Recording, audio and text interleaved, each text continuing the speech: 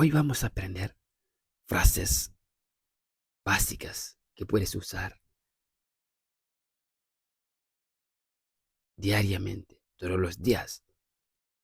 Empezamos. ¿Cómo estás? ¿Cómo estás? No way. O bien, no bata. ¿Cómo estás?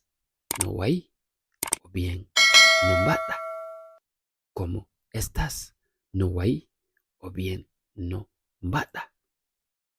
También puedes decir, ¿todo bien?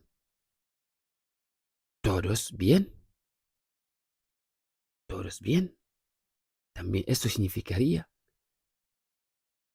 una pregunta que sería, no waito. Estoy bien. Kujamtum miwoni. Estoy bien. Kujamtum miwoni. Estoy bien. Kujamtum miwoni. Estoy bien. Kujamtum miwoni. Estoy bien. Kujamtum miwoni.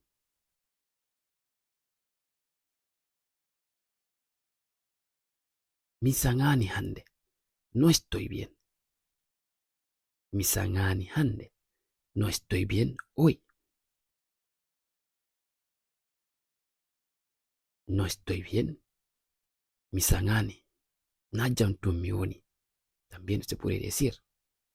Najamtum miwoni. No estoy bien. No estoy bien. Na jamtum miwoni.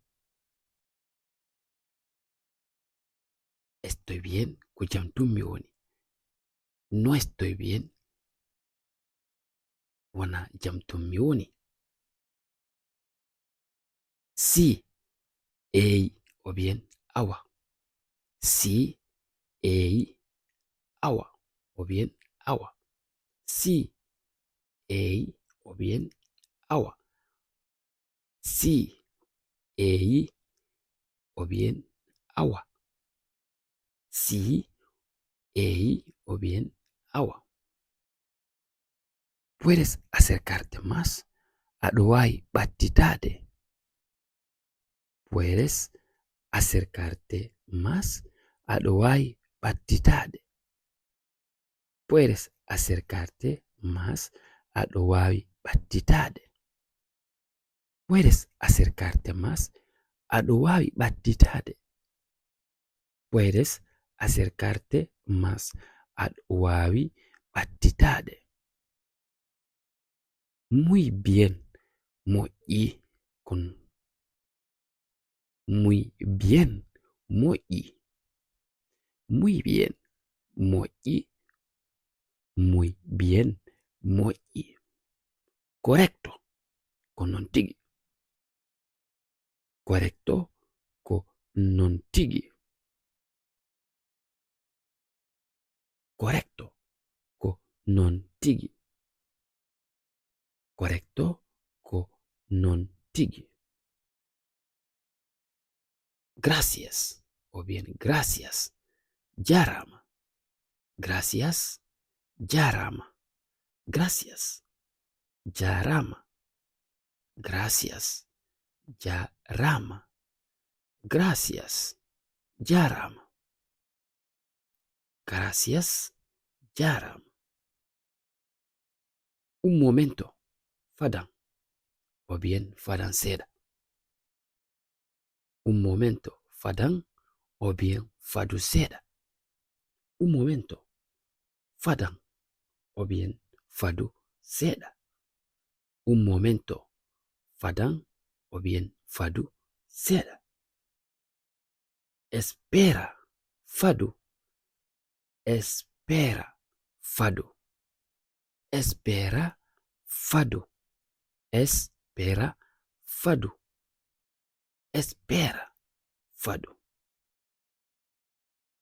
¿Lo has entendido? Afami. ¿Lo has entendido? Afamidun. ¿Lo has entendido? Afamidun. ¿Lo has entendido? Afamidun. ¿Lo has entendido? Afamidun. Algunas dudas. Hombo woni famani. algunas dudas hombo woni famani. Algunas dudas hombo woni famani. Algunas dudas hombo woni famani. Es decir, ko o woni wi'ugol.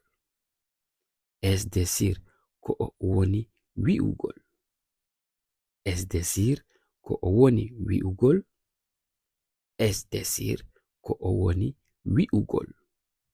Es decir, ko o woni wi'ugol. No te escucho, mi nanánima. No te escucho, mi nanánima. No te escucho, mi nanánima. No te escucho, mi nanánima.